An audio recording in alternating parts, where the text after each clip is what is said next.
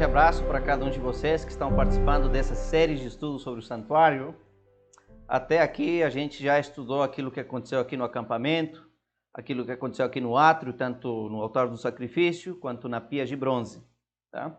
E já estudamos que toda essa maquete aqui do santuário ilustra o plano de salvação diante do grande conflito que começou lá no céu com um querubim protetor. O tema de hoje tem que ver com relação ao lugar santo do santuário. Tá? Se abre a segunda porta, entramos para o lugar santo e ali tem 3 móveis, que está a mesa com 2 fileiras de pães, 12 pães no total. Aqui está um altar do incensário e aqui está a lâmpada ou candelabro de 7 braços. O que significa isso e por que é importante? Eu convido que você abra agora a sua Bíblia no livro de Hebreus, capítulo 8, versículo 5. Diz assim o apóstolo Paulo, falando aqui sobre o santuário terrestre, disse que serve de exemplo e sombra das coisas celestiais. Assim como Moisés divinamente foi avisado, instruído, estando já para acabar o tabernáculo, porque lhe foi dito, olha, faça tudo conforme o modelo que no monte se te mostrou. Então, queridos amigos, Moisés devia ter construído, disse, do jeito que Deus lhe mostrou lá no monte. Tá? Esse santuário aqui é uma sombra, uma cópia do verdadeiro santuário que está lá no céu. Se queremos entender aquilo que está acontecendo lá no céu, como que é lá, devemos estudar aqui o santuário. Já vimos que de maneira especial, aqui o átrio é a terra, que aqui representa a morte de Jesus lá na cruz, a sua ressurreição. Mas depois que Jesus ressuscitou, ele foi para o céu, ele foi lá para o santuário celestial. A pergunta é, ele foi para o lugar santo ou ele foi para o lugar santíssimo? Obviamente, se é uma cópia daquilo que está lá no céu, e é o que ilustra o trabalho que fazia o sacerdote e o sumo sacerdote, com certeza então Jesus foi para o lugar santo. E eu quero estudar com vocês agora a evidência bíblica de que Jesus foi para o lugar santo e queremos ver agora, estudar inclusive, os detalhes daqui do candelabro, do altar do incensário e da mesa com os pães. Tá? Vamos começar falando sobre essa mesa dos pães. O que representa e qual é o propósito pelo qual está ali. Tá? Esses pães aqui se chamam os pães da presença. Tá? Vamos abrir aí em Levítico capítulo 24, vamos ler o versículo 5, 6 e depois o versículo 8, para ver esse detalhe sobre as características do pão. Diz assim, também tomarás uma flor de farinha e dela cozerás 12 pães. Cada pão será de 2 dízimas de um efa, e os porás em 2 fileiras, 6 em cada fileira, sobre a mesa pura perante o Senhor. E em cada dia de sábado, versículo 8, em cada dia de sábado, isto se porá em ordem perante o Senhor continuamente, pelos filhos de Israel, por aliança perpétua. Então, basicamente, essa mesa era uma mesa de ouro. Ali deviam haver 2 fileiras de pães, em cada fileira 6 pães, representando assim o povo, 12, tá? E cada sábado esses pães deviam ser trocados, tá? Cada sábado, então, o sacerdote colocava pão quente aqui no santuário. Tá? Agora, isso tem um simbolismo maravilhoso. Na verdade, queridos amigos, a mesa com os pães representa o trono de Deus. Tá? Por isso se chama a mesa ou os pães da presença. Talvez alguns de vocês estejam se perguntando e digam, mas pastor, como que o trono de Deus no lugar santo? Se estamos estudando que o trono de Deus está no lugar santíssimo. Vamos por partes. Vocês vão perceber nesse estudo e no próximo que o trono de Deus está tanto no lugar santo quanto no lugar santíssimo. O trono de Deus se transporta do lugar santo para o lugar santíssimo. Tá? Vamos por partes então para que vocês entendam esse detalhe. Quando Jesus subiu para o céu, para onde que ele foi?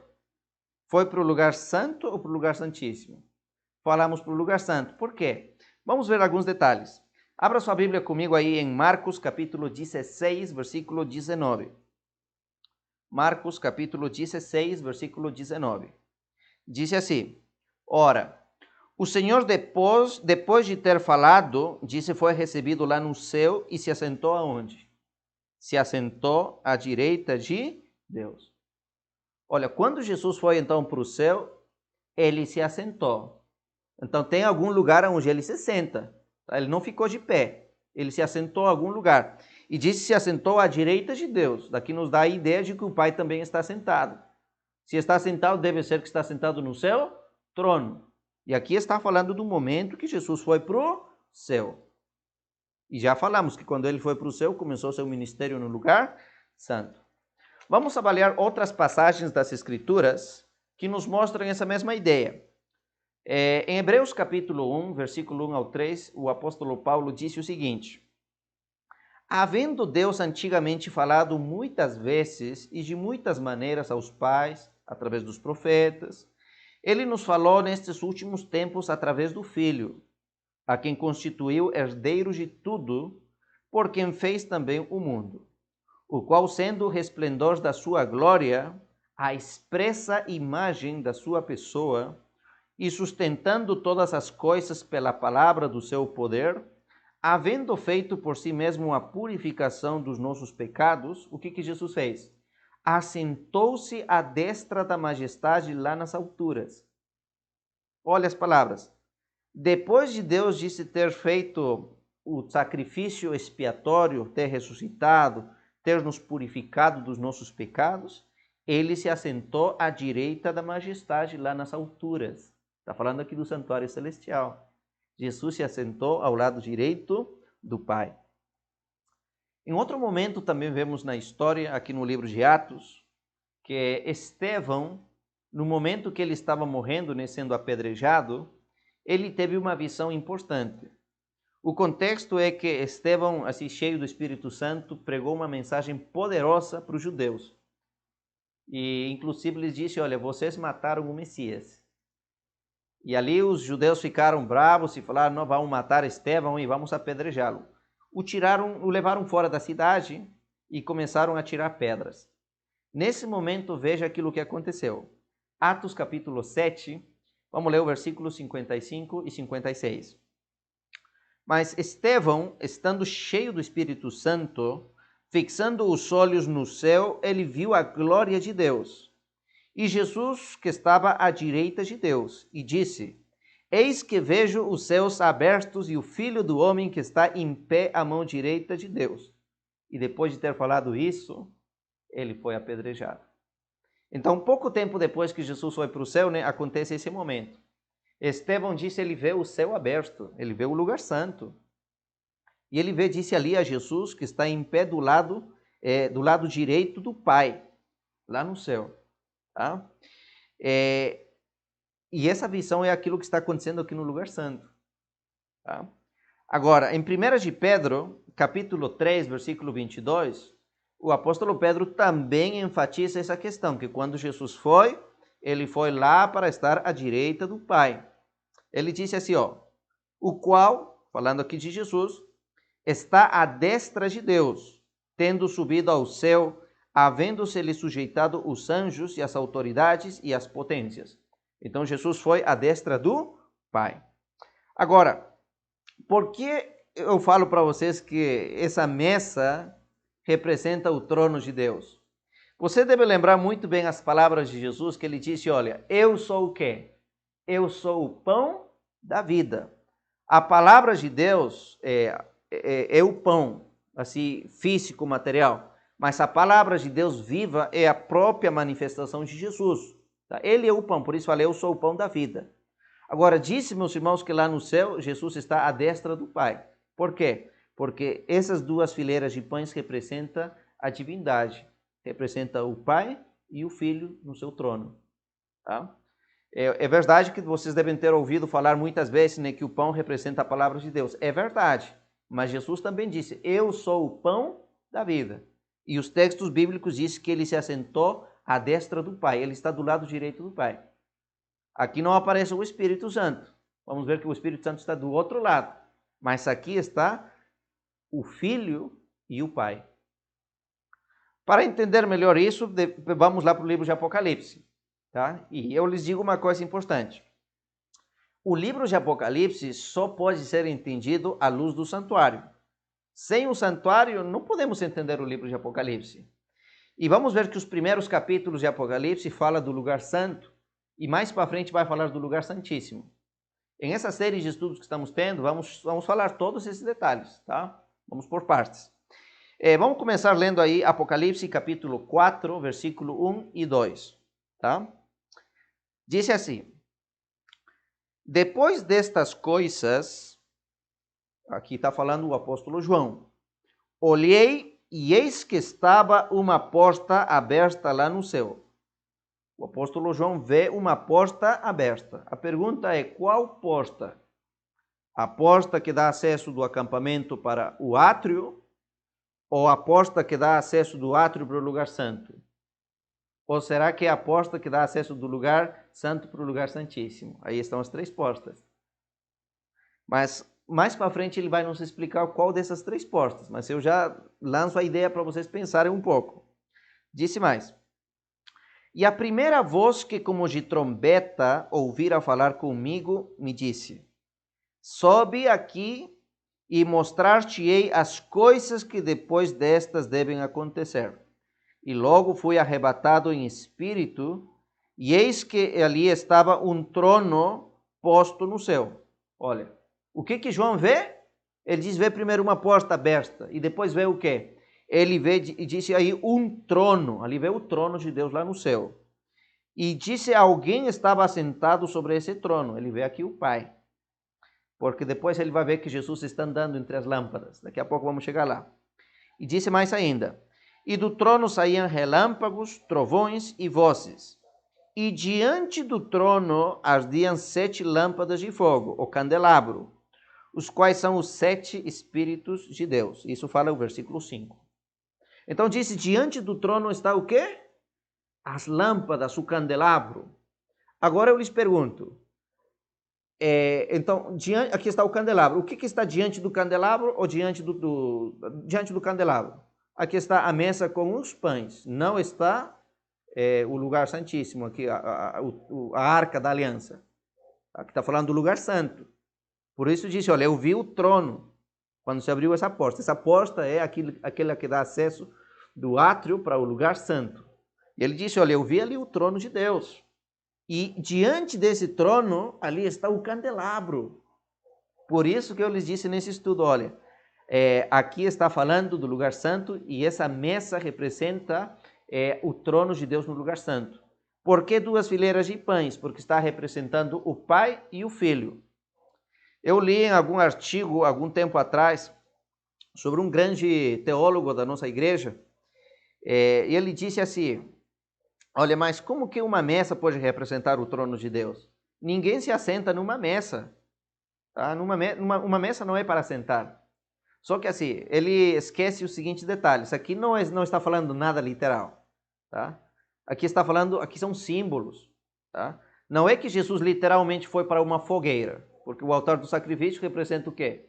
Uma cruz. Mas apenas representa. Jesus lá na cruz, ele não foi queimado. Lá na cruz ele foi crucificado, mas representa a morte de Jesus. Então aqui, meus amigos, obviamente, não é literalmente uma mesa que está lá, mas essa mesa aqui é uma sombra e representa o trono de Deus que está lá no santuário. E lá está, disse, o Pai e o Filho está do lado direito. Tá? Agora, então já vimos, né, qual foi a porta que se abriu, aí está o trono de Deus, ali está a presença de Deus. E vamos ver que ali está a presença de Jesus enquanto ele faz o seu ministério de intercessão aqui. Quando a gente estudar a próxima lição sobre a purificação do santuário, eu vou lhes mostrar textos da Bíblia onde fala que o trono daqui se transporta do lugar santo para o lugar santíssimo. Tá? Então vamos lá. Vamos estudar agora sobre o candelabro. Tá bom? A gente estudou aqui sobre a mesa, né? É o trono de Deus com a presença do Pai e do Filho. Agora vamos estudar sobre o candelabro. O que o candelabro representa?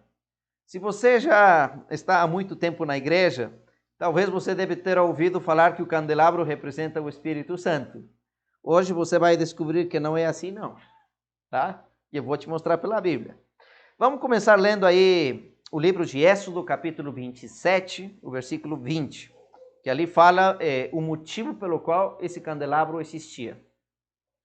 Diz assim o versículo 20. Tu, pois, ordenarás aos filhos de Israel que te tragam azeite puro das oliveiras, batido, para colocar no candeeiro, ou nas lâmpadas ou no candelabro, para fazer arder as lâmpadas continuamente. Ou seja, amigos, essa lâmpada tinha um propósito especial. Aqui era um lugar escuro, tá? O sacerdote não podia ver nada. Então ele precisava dessa lâmpada, mas para que essa lâmpada cumprisse a sua função de alumiar, de gerar luz, precisava o quê? Precisava ter azeite. Aqui diz era azeite de oliveiras. Então se colocava esse azeite e aí se colocava o fogo, agora sim podia ficar acesso, dava uma luz, um brilho especial que iluminava todo o lugar santo. O que representam essas lâmpadas, esse candelabro? Vamos para o livro de Apocalipse. Apocalipse capítulo 1, versículo 10. Tá?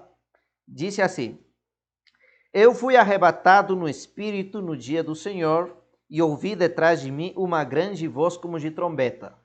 Versículo 12 e 13 agora. E virei-me para ver quem falava comigo. E virando-me vi 7 castiçais de ouro, ou lâmpadas, candelabros de ouro. E no meio dos 7 castiçais, um semelhante ao Filho do Homem. Estava vestido até os pés com uma roupa comprida e cingido pelos peitos com um cinto de ouro. Então o apóstolo João aí disse, olha, ele teve uma visão, ele vê lá no céu, aqui ele está vendo o lugar santo, e ele disse ali os castiçais ou as lâmpadas. E vê a Jesus que está andando no meio dessas lâmpadas, desses castiçais. Agora, o que representam essas lâmpadas? A resposta está em Apocalipse 1, versículo 20. Lá diz o seguinte: o mistério das 7 estrelas que viste na minha destra e dos 7 castiçais de ouro. As 7 estrelas são os anjos das 7 igrejas, e os 7 castiçais que viste são as 7 igrejas. Olha aqui, ele vê aqui 7 castiçais, e agora diz, olha, esses 7 castiçais representam as igrejas. Ou seja, essa lâmpada aqui, queridos amigos, tá? É a igreja, tá? Só que é o seguinte, para que essa lâmpada pudesse iluminar, precisava do quê? Precisava do azeite. O azeite que fazia que essa lâmpada tivesse um propósito. Agora, disse que essa lâmpada representa aqui as igrejas, e é verdade. Mas para que a igreja possa ser uma luz nesse mundo, para que a igreja possa testemunhar de Deus e apresentar a luz que é Cristo, precisa o quê? Precisa do poder do Espírito Santo. É por isso que no livro de Atos, capítulo 1, versículo 8, ali Jesus prometeu para os discípulos o seguinte: mas recebereis poder quando o Espírito Santo descer sobre vocês, e ali vocês serão as minhas testemunhas em Jerusalém, em toda a Judeia e Samaria e até os confins da terra. Quando é que a igreja podia ser uma luz? Quando é que a igreja podia testemunhar em todas as partes do mundo? Quando recebessem o poder, quando recebessem o Espírito Santo. Então, o Espírito Santo não é o candelabro. O candelabro é a igreja. O Espírito Santo é o azeite, é o poder que faz que a igreja testemunhe, que seja uma luz. E o que a igreja vai testemunhar? A igreja vai mostrar a alguém. A lâmpada não brilha. O que brilha aqui é o fogo. Agora, a lâmpada é o meio através do qual o fogo vai brilhar. Qual é esse fogo? Qual é essa luz? Se você abre sua Bíblia em Mateus capítulo 5, o versículo 14 e 16, ali disse Jesus o seguinte: vós sois a luz do mundo. Uai, como que a igreja é a luz do mundo? Porque a igreja foi chamada para refletir Jesus. Jesus primeiro disse, olha, eu sou a luz do mundo, agora disse, agora vocês são a luz do mundo. Vocês são os meus representantes. Vocês são os cristãos. E nós chamamos cristãos porque representamos a Cristo. E disse, não se pode esconder uma cidade edificada sobre um monte, nem se acende a lâmpada e se coloca debaixo do alqueire, mas no velador, e dá luz a todos aqueles que estão na casa. assim resplandeça a vossa luz diante dos homens, para que vejam as vossas boas obras e glorifiquem o Pai que está nos céus. Então, queridos amigos, Deus nos chamou para a gente refletir a Jesus. Ele é a luz. E quando nós apresentamos a Jesus, nós estamos sendo assim, esse meio através do qual Jesus vai brilhar. Somos testemunhas, mas só daremos um testemunho certo. As pessoas realmente vão se encantar por Jesus quando nós sejamos cheios do Espírito Santo. E essa é uma das maiores necessidades da igreja. Uma igreja que não tem o Espírito Santo é apenas uma lâmpada, uma lata que não tem nenhum propósito. Agora, essa lâmpada aqui tem propósito quando tem o azeite. A igreja adventista precisa do Espírito Santo. É Ele que vai nos capacitar, Ele que vai nos ajudar a ser essa luz. Amém? Agora, quando João vê a Jesus, andando no meio das lâmpadas, isso tem um significado. Porque assim, no livro de Apocalipse, você vai perceber que são 7 igrejas que aparecem. Tá? Só que não são 7 igrejas assim, literais. Na verdade, cada igreja representa períodos ao longo da história do povo de Deus. Tá? Desde a época dos apóstolos até a volta de Jesus, todo esse período foi dividido em 7... Todo esse tempo foi dividido em 7 períodos. Cada período é representado por uma igreja. E Jesus está andando disso no meio dessas igrejas, desse candelabro. Sabe o que isso significa? Que ao longo da história, quem está no controle da sua igreja não é o pastor, não é o presidente da conferência geral. Eles são instrumentos que Deus usa.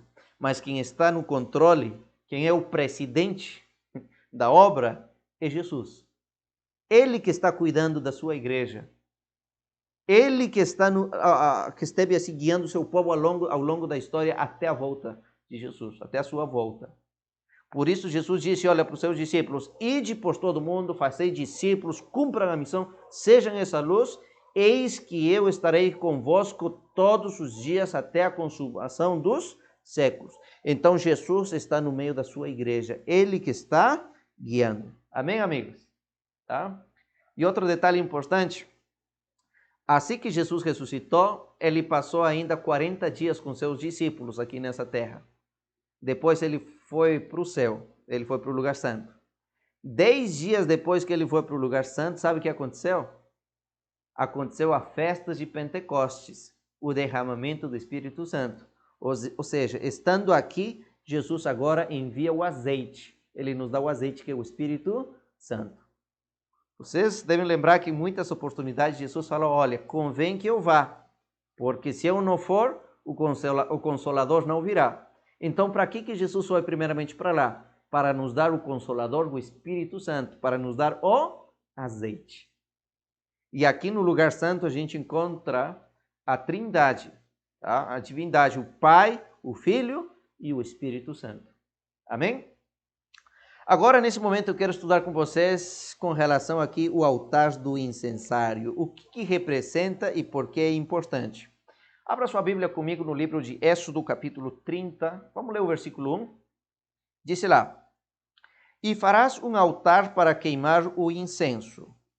De madeira de acácia o farás. Para que se devia fazer esse altar? Para queimar ali o incenso. Por que era necessário esse incenso? Êxodo capítulo 40, o versículo 26 e 27 explica.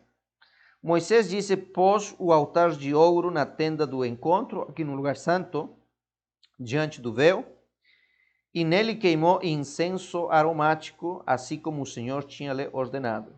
Tá? Esse incenso, queridos amigos, era para perfumar o lugar santo. Tá? Todos os dias entrava aqui sangue, o véu ficava podre, fedido. Então, para melhorar esse cheiro, para perfumar o ambiente, então se colocava o incensário. E no incenso se queimavam plantas específicas, viu? Deus tinha determinado que plantas deviam ser colocadas ali. E era proibido levar essa combinação de plantas para fora do acampamento. Não, isso era só para ser usado aqui no santuário. E era errado também trazer qualquer tipo de planta para ser colocado como incenso. Só era para colocar aquilo que Deus tinha especificado. Então esse ambiente ficava aqui perfumado. Aqui já vimos, né, que tinha uma cortina e ali tinha desenhos de anjos subindo e descendo. O curioso e interessante é que esse incenso não perfumava apenas o lugar santo. Ele subia, né, a fumaça e por em cima do véu chegava até o lugar santíssimo. Perfumava tanto o lugar santo quanto o lugar santíssimo. O que representa esse incenso? Abra sua Bíblia comigo no livro de Apocalipse, capítulo 5, versículo 8. Lá diz o seguinte: Ao recebê-lo, os 4 seres viventes e os 24 anciãos postraram-se diante do Cordeiro, Jesus, Cordeiro e sacerdote. Cada um deles tinha uma harpa e taças de ouro cheias de incenso, que são as orações dos santos. Então diz que quando Jesus chega lá, ali já estão os seres viventes, que são os querubins, serafins e tudo isso, né? E lá já eles tinham, diz, as suas harpas e taças de incenso. E ali especifica o que são o incenso. Diz, são as orações dos santos. Agora, quando você lê Apocalipse 8, versículo 4, lá dá essa mesma ideia. Diz, olha, e da mão do anjo subiu diante de Deus a fumaça do incenso juntamente com as orações dos santos. Ou seja, queridos amigos, esse altar de incensário representa a importância das orações, das nossas orações, tá, misturadas com os méritos de Cristo. Por isso disse, são as orações dos santos. Ou seja, meu pecado é fedido, é desagradável, é ruim.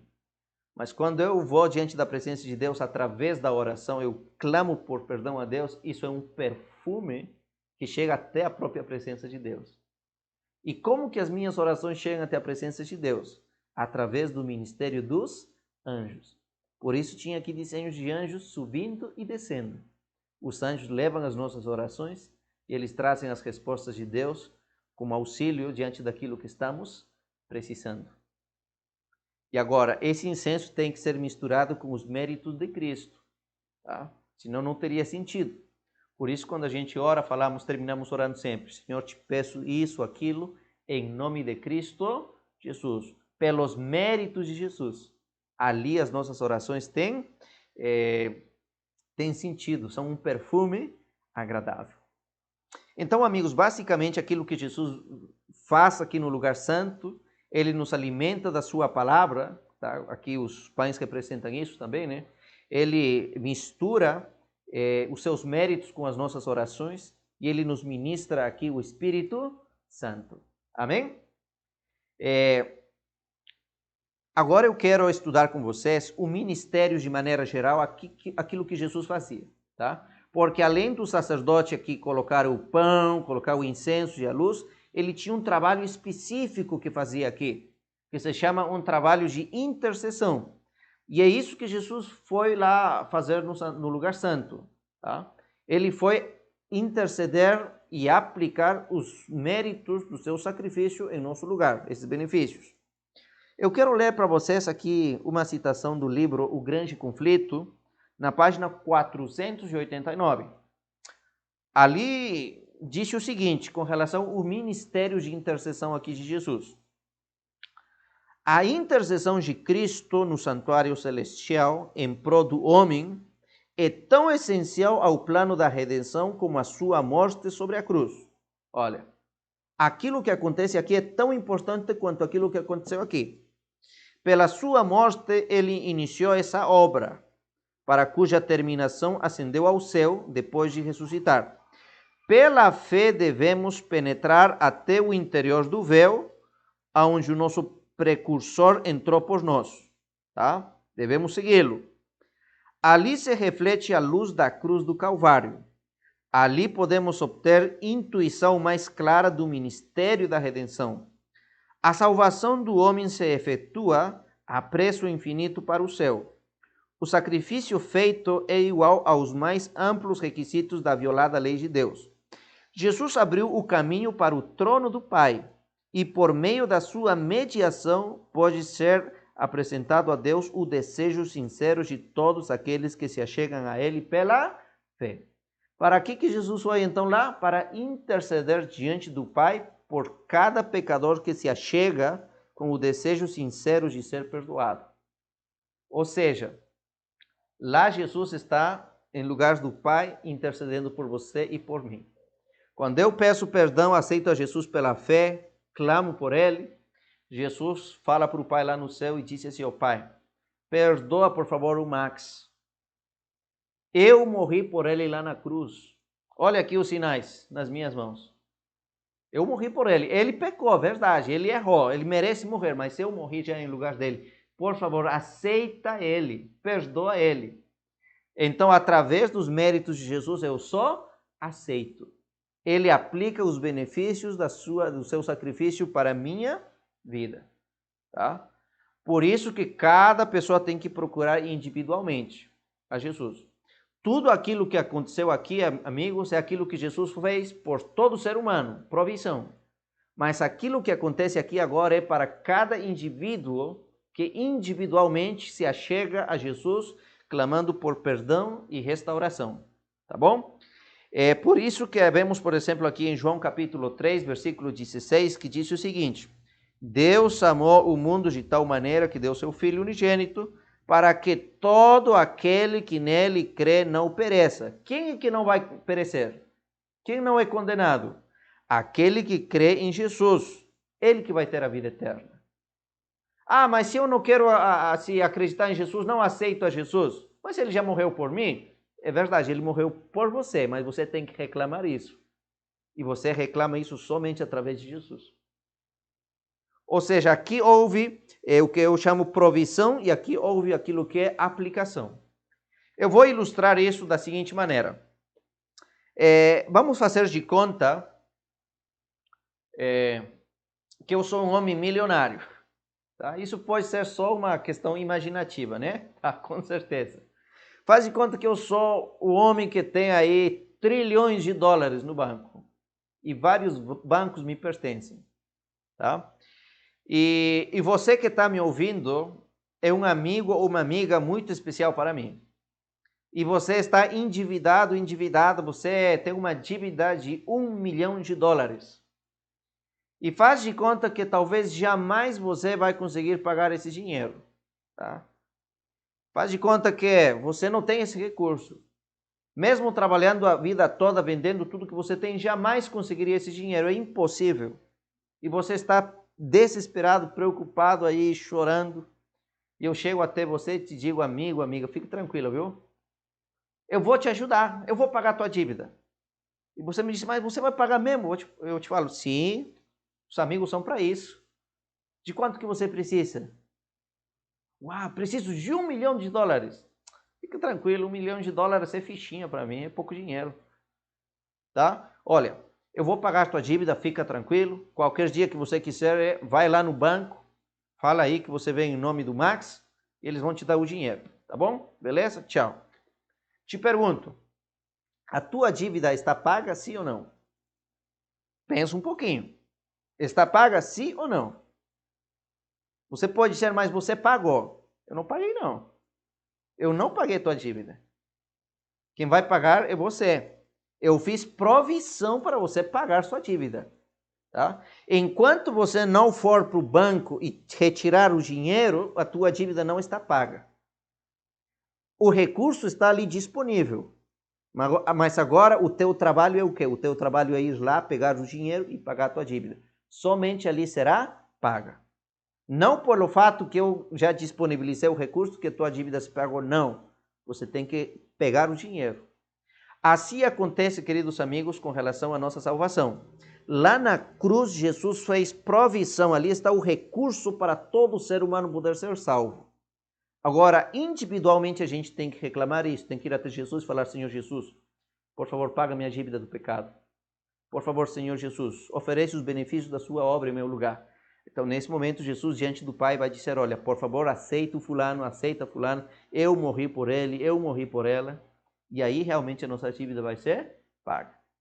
Então, não pense, não, Jesus morreu pela humanidade. Morreu, mas agora você tem que reclamar isso.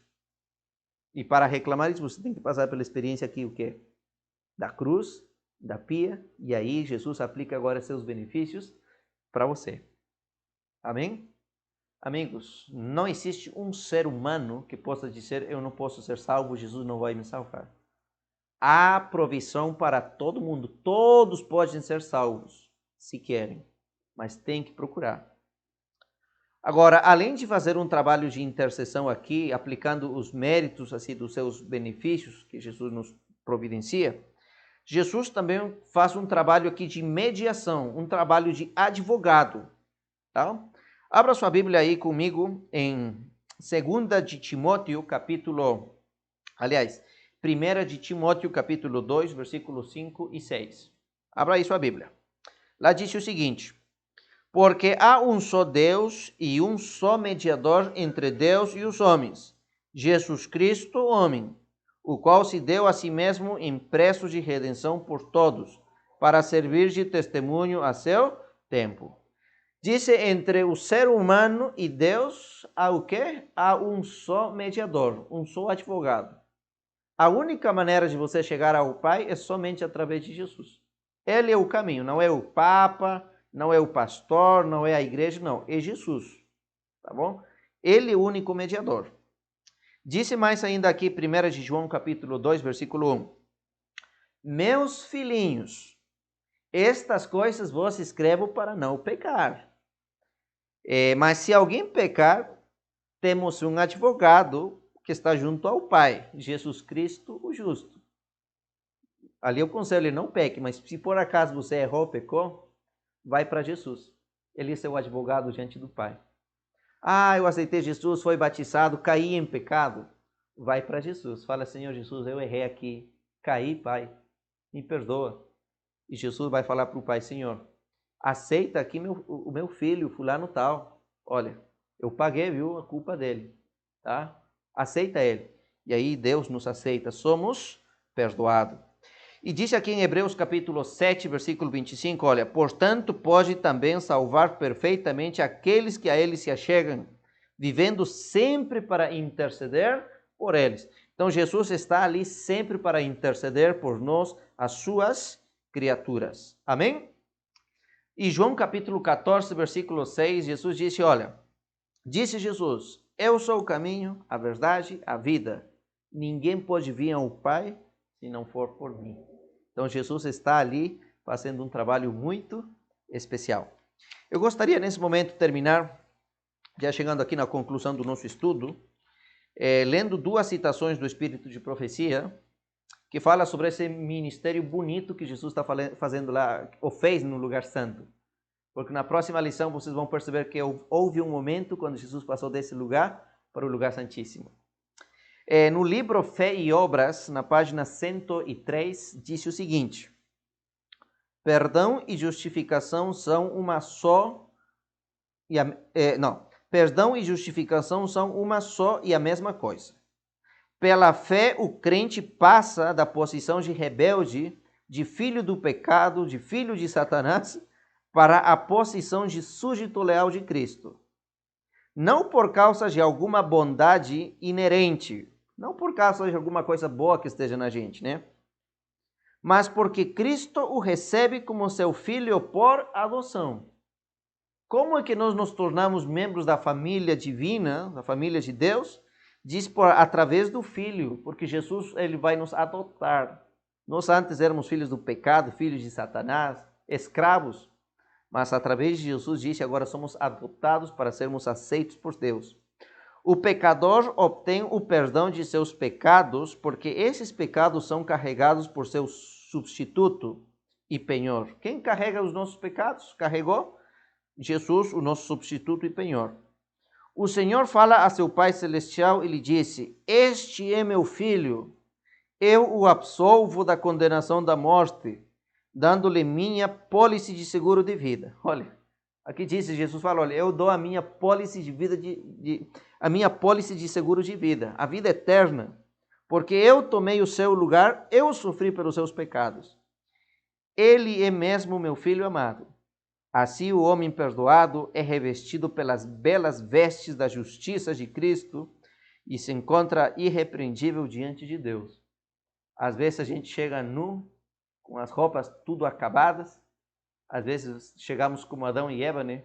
Vestindo qualquer folha de figueira, mas Jesus nos aceita e nos diz: filho, eu preparei a roupa, eu fui o cordeiro, se vista, não passe vergonha. E Jesus intercede por nós e o Pai nos aceita.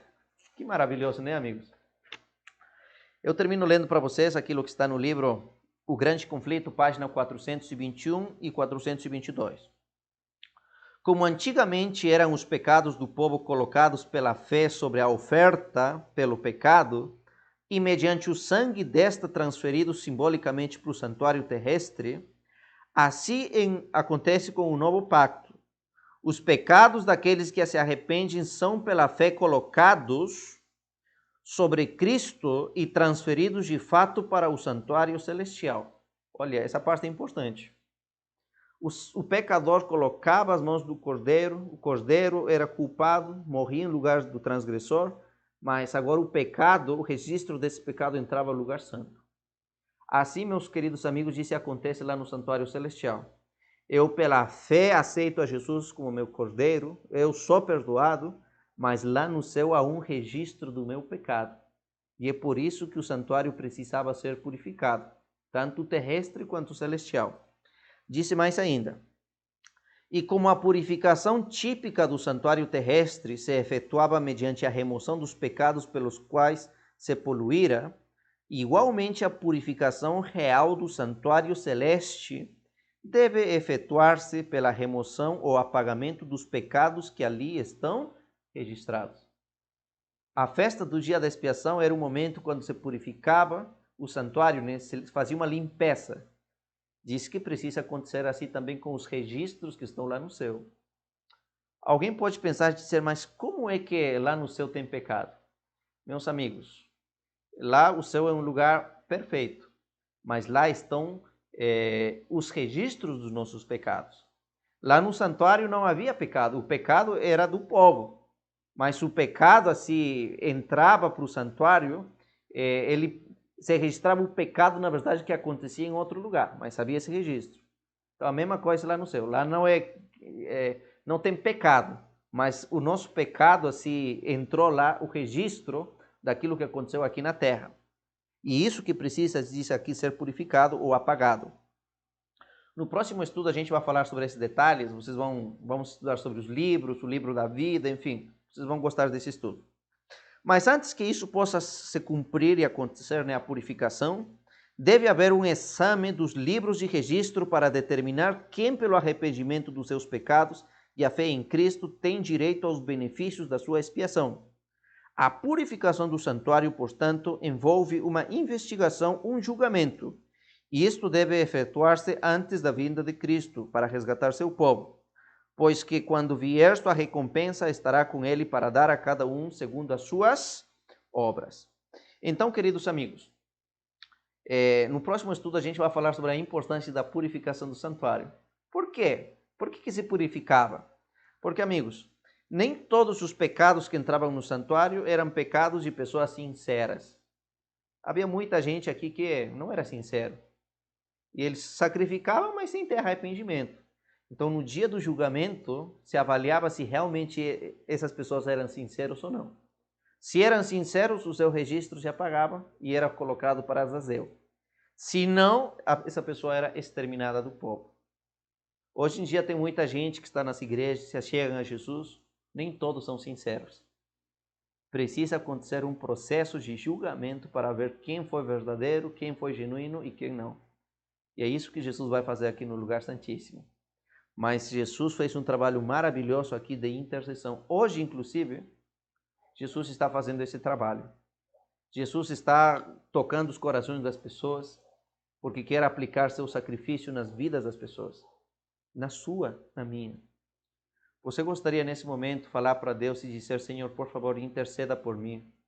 Eu sou um homem pecador, eu faço as coisas de errado. Mas, por favor, Senhor, coloca os benefícios do teu sacrifício em meu lugar. O Senhor morreu por mim porque me ama. Por favor, Senhor, me aceita através do sacrifício de Jesus. Você gostaria de falar isso para Deus? Oremos. Santo Deus, muito obrigado por esse estudo maravilhoso. entender, Senhor, o ministério de Jesus no lugar santo. Entender, Senhor, aquilo que Jesus está fazendo por nós, como Jesus está aí cada dia tocando os corações para nos salvar. Queremos, Senhor, nesse momento nos achegar pela fé, colocar as nossas mãos sobre Cristo Jesus, o nosso Cordeiro Pascual. Nos limpa, nos purifica de todo pecado, de cada imundícia. E suplicamos em nome de Jesus. Amém. Queridos amigos, um grande abraço. Na próxima lição estaremos estudando aqui sobre a purificação do santuário, especialmente aqui o lugar santíssimo. Não perca, que Deus abençoe a sua vida. Um grande abraço.